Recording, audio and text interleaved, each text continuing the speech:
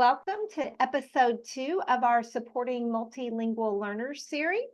Today we're going to talk about scaffolding ALM materials and resources. My name is Jenny Aberly. I am the program specialist with CTL and work with ALM. Joining me is my friend, Dr. Michelle Shorey. She is a high school ESL teacher and a coach, and has done a lot of work with ESL, and I'm excited that she's here sharing her expertise with us and examples from her classroom, how she scaffolds ALM strategies with her multilingual learners. We know that most, if not all, content area teachers have not had adequate training or preparation to help English language learners, and we want to provide you with some relatively easy lifts that you can use in your classroom. So with that, let's get started. As a reminder, I wanted to point out that ALM is a Tier 1 whole school approach to literacy around those 5 subdomains that you see at the top of the slide there. We want students to engage in reading and writing and speaking and listening, all grounded in vocabulary within your discipline most every day. And there on the right, you see our conditions for success. We think of those as like the background running that support ALM. We always want students to have the opportunity to experience positive classroom culture, experience good high-level questions, feedback, and as professionals, we want you engaging with one another in collegial collaboration. We won't spend time on our thinking and learning framework, but we think it's important to mention this because it's really important to the work of ALM. It's designed to promote active thinking with students and learning and engagement with the content using those practices that you see there. So with that, I am going to turn this over to Dr. Shorey and let her introduce the objectives for today. Well, Jenny, thank you so much. A, it's fun to see you. And B, I'm so excited to talk about something that I use personally in my classroom, ALM, and that I know is good for our growing multilingual learner population. So today, our objectives will be to learn how ALM strategies support multilingual learners with SWIRL. SWIRL is speaking, writing, reading, and listening. And we know we do a lot of reading and writing in our classes, but sometimes speaking and listening can be overlooked. And that's a really exciting thing about ALM. You know, right out of the book, right out of the gate, ALM is great for multilingual learners, and I'm going to show you just a few tweaks to make them even better today. So that is our second objective, to learn how to better scaffold ALM strategies to support our multilingual learners. Great, thanks, Michelle. So we're going to jump right into it. We're going to focus on 3 of those 5 subdomains, starting with vocabulary development. And we're going to look at some specific strategies and how to use and scaffold those with multilingual learners. And I'm so glad Michelle's going to be able to use real classroom examples on how she does that. So Alphablocks is the first one we're going to talk about. It's a great ALM strategy for focusing on vocabulary. It can be used with students before, during, and or after reading. And students can use this organizer to capture keywords, phrases, and illustrations from obviously the letters A to Z that pertain to a topic, to a big idea, or a theme. Important to note here is that all students don't have to fill in every block on this graphic organizer. I also want to go ahead and point out to you that you'll see on the bottom of many of our slides this QR code, and that can be used to access the ALM online strategies. Once you're on that site, just click on instructional resources and strategies at a glance, and you can choose the strategies that you want to look at. Something else before I turn this over to Michelle that I want to show you is that we have used visual representations on the slides. So you see up here in the top right-hand corner that ABC there.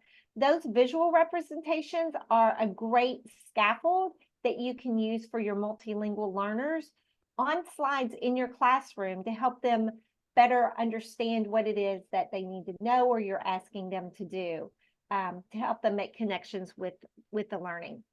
So with that, I am going to turn this over to Michelle to talk about modifications. All right.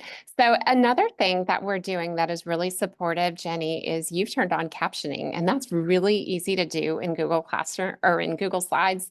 At the bottom of Google Slides, the little bottom, the three dots in the bottom left-hand corner, if you click there, you can toggle on captions, and that is really supportive for our developing learners.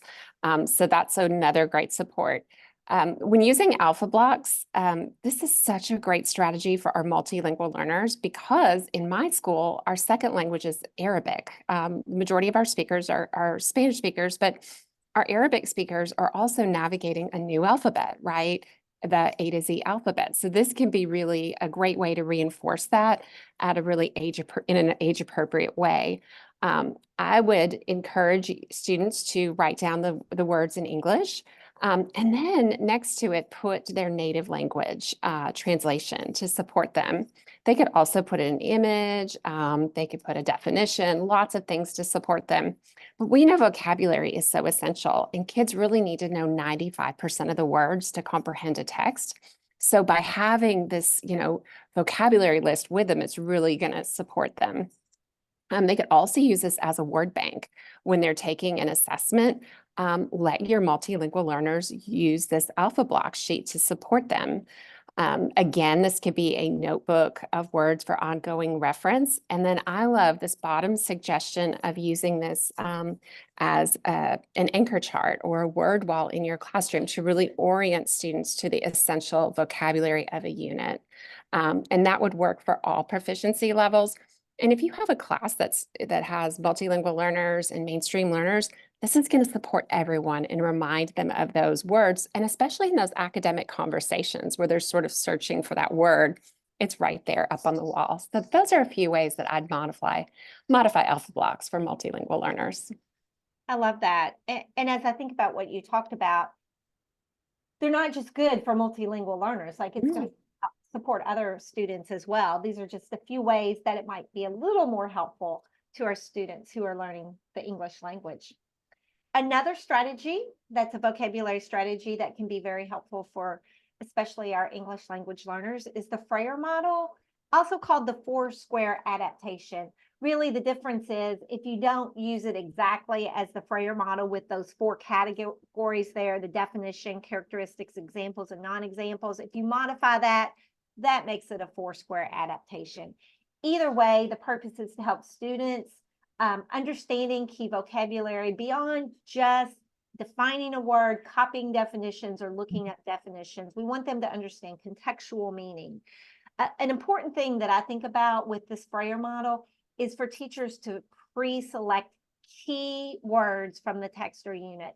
The goal isn't to choose 20 words and have do a Frayer model for all 20 of those words. That really serves no purpose. And ideally, having students work together on this as opposed to just doing them alone, and then using them as anchor charts, just like we would with the Alphablocks, giving students the opportunity to share their thinking with others using this strategy. So I would love to know more, Michelle, about how you would modify this for students. Well, first of all, I love that you can adapt those boxes. So I would definitely include one of them to have the native language. So students could do that. Also, a non-linguistic representation like an image would also be really supportive for our multilingual learners. And then Jenny, you mentioned keeping the number at a realistic level. 5 to 8 words, in a class period, that seems about right. And then again, having students work together would be really supportive, thinking of that grouping. And you might want to have students that speak the same language work together at the beginning levels. And then for more intermediate students, stretch them to work with other students as well. Thank you. And that also goes back to what Molly talked about in that first episode on how to figure out where your students' levels are and how to group them. And then she's going to talk again more in episode 4 about grouping students. So you may get some good ideas there. This strategy we're not going to talk a lot about because it's going to be talked about more in episode 3. But the interactive word wall is another great strategy for helping multilingual learners learn vocabulary. The thing I like about this is that it's a tool for creating interactions with students and the words for more extended conversation of what the words mean and discussion around them. And I love that they're not just writing the words, but they're using some sort of representations to help them along with the words and what that usage might be. And also you can use this with Alphablocks for more engagement with those words. Michelle, tell us about how you might modify the interactive word wall for our multilingual learners. Well, looking at it right now, I mean, this is already supportive of our multilingual learners with all of these images and shapes and connections. What a great way to see how everything in that class fits together. But again, some things I might include are the students' native languages and a picture cue as well. And then using this in my instruction, like walking over to it, pointing it, asking students to get up and use some movement, some kinesthetic learning to show us, how a different process or model works. That could be really helpful. And then if you are in a classroom where you have a lot of newcomers, I'd suggest labeling lots of things. We see this in a lot of elementary classrooms where people label the bookshelf and the door and things like that. But some of that high frequency vocabulary, it might be helpful to label in your classroom as well. Great, thank you. Writing to learn is our second subdomain focus for today, and we're going to look at a few ways to scaffold that for our multilingual learners. Writing really helps for transfer and retention of knowledge, and we think it's important to note that while writing on Chromebooks and computers is really popular, especially in this one-to-one digital age, and Michelle's laughing because she was a technology coach and I appreciate that. But we've also got research that shows that when students physically write on paper, they can remember and understand a little more of what they learned. So we're not advocating for not using Chromebooks, but rather maybe more a balance between the two of those. So 2 of our writing to learn strategies that we're going to talk a little bit about today are the admin exit slip and a quick write. Both of them are pretty easy lift strategies. They give students some time to process and think about what they want to do or write about before actually putting in writing. And we know that processing time is really important for all students, but especially for our multilingual learners, in addition to scaffolding as well. Something to note is that quick write piece could also be considered like the Think Inc. part of the Think Inc. pair share strategy. And I'll also say that I work with the ESL newcomer strategy, and they use the Think Inc. strategy, but they call it Think Write pair share because that makes more sense for their multilingual learners. They don't always make that transition to that Inc. means write. Again, on this slide, you'll see in the middle that little notebook with a pen. That's an example of that non-linguistic representation there that we might use in our classroom to help students see that this is a writing strategy. Michelle, you want to talk through a little bit on how you might use or adapt these strategies with your students? Yeah, one of my favorites is to obviously give students this really creates wait time, right, for them to share their response. So they can jot down their ideas before they need to share them. So I definitely let students work together on this so that they can talk and get some ideas. And I don't know why, but in my classroom, if I give them like a half or a quarter sheet of paper, that is so much more inviting than a full sheet of paper. They are so much more willing to jot down something on a small sheet of paper. Doesn't feel like such a big ask, I think. And then definitely I set a timer for my kids to set the expectation of how long I want them to write. And I do keep it pretty short. Like you listed, 3 to 6 minutes. Usually I set about 3 minutes. and tell them it doesn't have to be perfect. Modeling can also be really helpful here, where I do it first to show them what I might do. Great, thank you. And I love that use of a timer. And when I think about using timers with students, something that I have experienced is while you might have shorter amounts of time when you first start using the strategy, as students get comfortable with it, like they will want and need more time as the year goes on. See, Think, Wonder is another great strategy, especially for multilingual learners. Again, notice that non-linguistic representation there with the eye and the light bulb and the little thought bubble. This strategy provides a structured approach to interacting with content that's primarily visually based, art diagrams and images. And those oftentimes, I think, feel less intimidating for our multilingual learners. Would you agree with that, Michelle? I agree.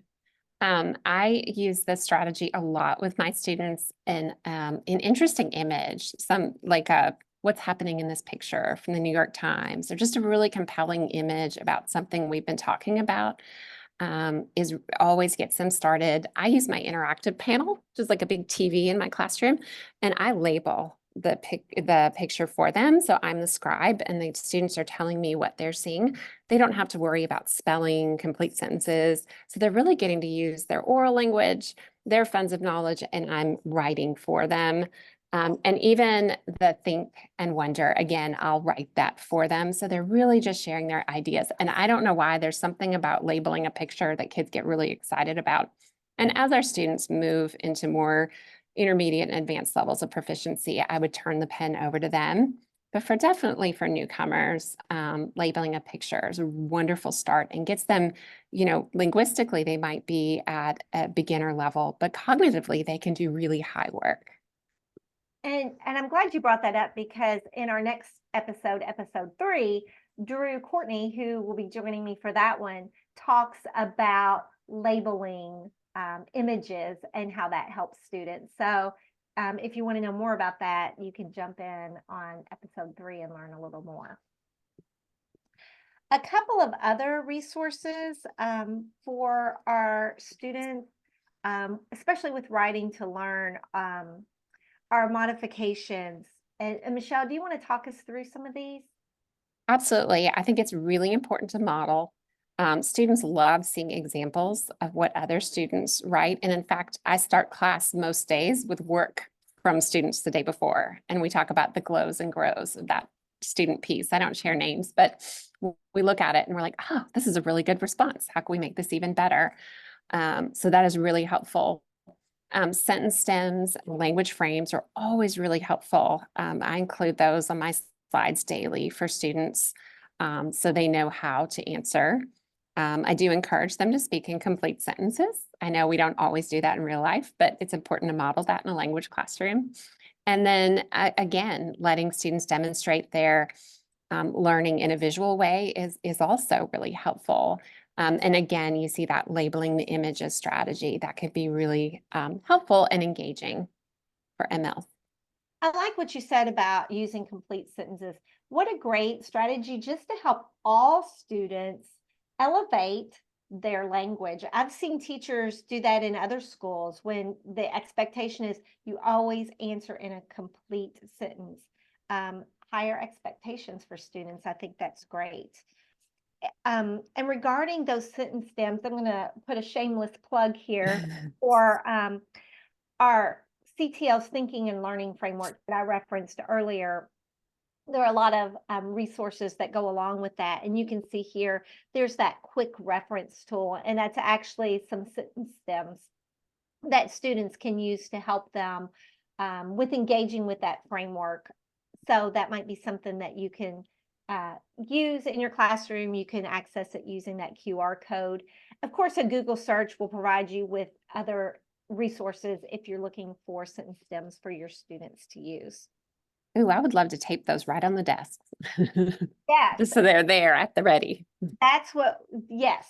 So you don't have to go looking for them. They just look down and there they are. So we talked about providing multilingual learners with scaffolds that give them the opportunities to demonstrate their knowledge through visual images. These are two strategies that ALM has, sketch notes and the graffiti wall. They're really a couple of non-linguistic focused ALM strategies that you might want to try. Even though students might not be doing a lot of writing, they can still, Michelle, I hear you talk about how they can still demonstrate their learning. It's just in a different way. And I would pair some of these if students are doing a sketch note or this graffiti wall conversation where they're jotting down maybe images. As the teacher, I could lead a shared writing afterwards for the class and say, hey, let's look at all of this rich information here. What could we write about this? And again, I would be the scribe and the students would give me their vocabulary and I would connect that into full sentences for them to see that language come alive. Great. All right, finally, we're going to talk about academic dialogue in the classroom. We know this is really important for our multilingual learners to give them opportunities to have their voices heard and to talk about what they're learning and why they're learning it. That also helps with retention and long-term storage. There's great research out there that tells us about that. Academic dialogue, it's great to pair with writing to learn strategies because first, students have the time to think and process and get their thoughts down before sharing it and discussing with other students. A couple of our ALM academic dialogue strategies are here. Paired verbal fluency is a strategy that's a little more structured, while the block party strategy is a little more informal. That block party strategy is just that. If you think of a block party, it's like a block party. The teacher might give students a question or a prompt first, and they walk around the room pretty informally sharing and discussing with other students, a pretty low lift strategy. Whereas paired verbal fluency, on the other hand, is more structured in that there's a procedure there. The students are paired up and each student takes turns talking and listening to one another. Both of these strategies, whether formal or informal, require a really safe and inclusive learning environment and community so that all students feel comfortable sharing and discussing with one another. Especially important for our multilingual learners. So if you're trying either one of these strategies for the first time, I would recommend practicing first with non-content so that students can focus on the process of it. It's an easier lift, it's more comfortable. For example, if you were before using paired verbal fluency to discuss a mathematical concept or forms of the government, you might first have them practice that strategy discussing something they can easily talk about, like maybe their favorite food and why it's their favorite food, or their favorite subject in school, or something like that. Michelle, are there other ways you might modify or use strategy? Yeah. Yeah, I'm thinking for paired verbal fluency, I would let my students make a little note with that vocabulary, or if you've got Alphablocks up in the walls, that's going to be supportive, but maybe just a little cheat note that they can carry around to help them and prompt them with some of the language. And then block party, a lot of our students can be a little shy, so I might have a list of the students in the class just so they can see all the names and maybe check off as they talk to people so they can keep track of that. That could be helpful. Jenny, these are such important strategies because we know how important oral language is, and that's what we mostly use in our work lives, right? We spend more time speaking than writing. But I wanted to, just before we jumped on, I wanted to see the statistics on how much time multilingual learners actually speak in school. And do you know what percentage of the day they spend speaking? Oh gosh, 2%. 2% of the day is what our average multilingual learner spends speaking in school. So we know this is essential and we need to get our kids talking more. I can't imagine like 2%. If I only spoke 2% of the day, how isolating that would. No. Yeah. Now my conduct grade would have been higher in middle school, but That's here's some other modifications, regardless of what academic dialogue strategy teachers might use to engage students. I would encourage them to think about how they can scaffold and amplify the Mhm. strategies for their multilingual learners? What are some ways? I mean, we've got some ideas here on the slide, but what might be some other ways? So really, we've talked about a lot of these, modeling and examples and the frames. I want to talk about wait time because that is really important. Most teachers wait about a second because it's awkward, right? And we should give our general education students about 5 seconds to respond. But multilingual learners might take up to 20 seconds to respond. And that can be excruciating, I know, to wait. But really waiting after you ask something can be really helpful. And not just waiting after you ask a question, but after a student responds, try waiting again and see if a student will respond to another student. That can be really powerful. And if you wait, they will do it. Yes. And with our thinking and learning framework, that's built into our framework. Pause. Yep. For that think time and that processing time. I And love just know that our multilingual learners need a little more time. Yeah. Finally, we're not going to talk about reading comprehension today, but just know that you can pair so many of the strategies we used today with reading comprehension. And you'll find some of those strategies online with graphic organizers. And we also know that graphic organizers can be a great scaffold for our multilingual learners. So here I've got a screenshot of our strategies at a glance. If you click on that QR code and you go to that, you'll find the strategies at a glance here. And you'll notice I've got a couple of arrows here pointing to Alphablocks and the anticipation guide. Those have a little asterisk next to them. That asterisk indicates that there's a reproducible template or a graphic organizer that goes along with that strategy. So something like that could be really helpful for multilingual learners. I mean, really all learners, but especially for our multilingual learners. Michelle, do you want to talk to us a little bit about some of these just general tips for Yeah. our multilingual? Day one, if you're working with a multilingual learner, learn how to pronounce their name. Ask them. You might have to ask a couple of times, but that's important. If you still aren't sure, there's a website called pronouncenames.com, and you can hear people from around the world pronounce those names. That can be really helpful. Gestures and smiles change everything. If you can talk with your hands and smile, you will immediately help those multilingual learners feel more comfortable. Use captions, just like we're doing today with this presentation. That was so easy. That took 1 second for us to turn these on. You could do this with a blank slide. If you're explaining directions, you just have a white slide and put up your captions, but those are so important for developing readers, and especially those students who are still learning the alphabet. And I speak another language myself, and I know that when I can see it and hear it at the same time, my comprehension increases a lot. Write what you say. If you're introducing a new word, go to the whiteboard and write it down so kids can see that word. That is so important for them to connect those graphemes with what they're hearing. Multiple exposures are essential. We know that kids need to hear vocabulary words more than 10 times before they acquire those words. Allow students to use their native language, especially when they're working with partners or taking notes. Like, encourage use of that native language. Wait time is key. Remember, for most kids, we should be waiting 5 seconds. For multilingual learners, the wait time might be 20 seconds. And finally, model.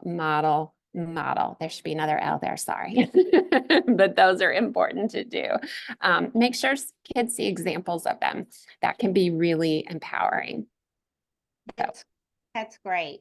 And don't feel bad about that typo, because I noticed on one of the other slides we had one as well. So Oh, no. I want to leave you with some links to some additional resources to explore. We know that you can't access those on this video version of this, but we're going to also include an opportunity for you to be able to grab this slide deck, so you can click on these links here. There's that ALM strategies at a glance that goes to the same place that the QR codes would go to. And then there are some other resources there that you can click on. Now, I do want to point out that that last resource, the JCPS Language Line app, that's just a pretty generic video. That is a resource for Jefferson County Public School teachers. So if you're not in JCPS, that may not be a resource for you. But if you are in JCPS, you just need to contact the Office of Multilingual Learners to get more information about how to access that app. And And then Jenny, with those three in the middle, those three resources in the middle, those are from my website, ELL 2.0 that I do with Dr. Irina McGrath. So we have a ton of stuff there. So feel free to check that out, but ELL 2.0. And I love the stuff that you all do and share. So helpful.